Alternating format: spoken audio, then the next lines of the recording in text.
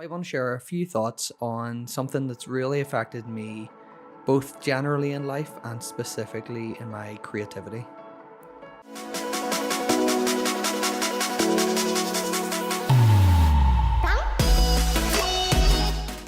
I've had people discourage me and encourage me throughout my life. In this video, I just want to encourage you to find and develop relationships that will encourage you and challenge you. We don't live in a bubble.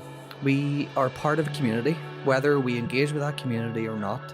And the people around us, they'll either have a positive impact or a negative impact on the choices that we make, the career path we go down, the person we marry, and also just our general attitudes on life. This isn't taken away from the fact that we do make choices, but it is saying that we make those choices from within a certain context. I'm sure we have all had those friends that completely just drain us, that take from us emotionally. In fact, I've been that friend.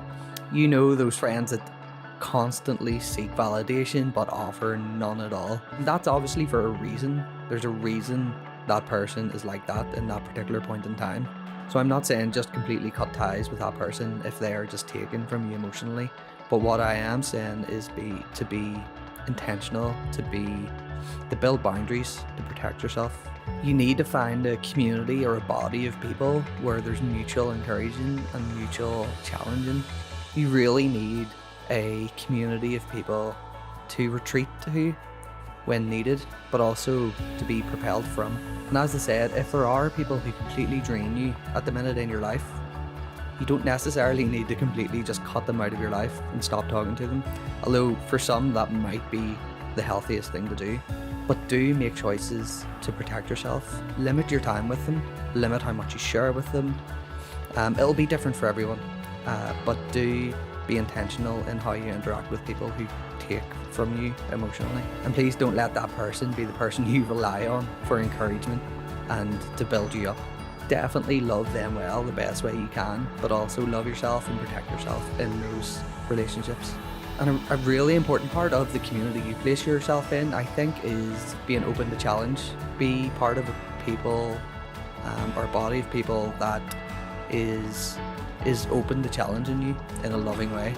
And be open to that. Allow people to speak into your life, allow people to challenge you.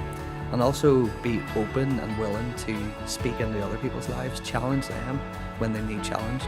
I really do think that a thriving group of people will have this aspect of accountability.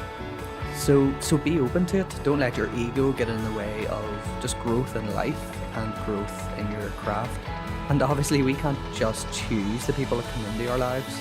We can't move people about, friends about, like they're pawns on a chessboard. But what we can do is be intentional.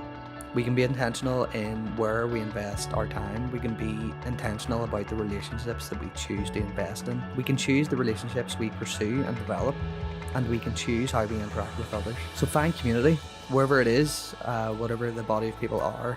Find community that does that holds you accountable, that builds you up, encourages you. Find it and seek to build others up as well. So thanks for watching, and I will see you tomorrow.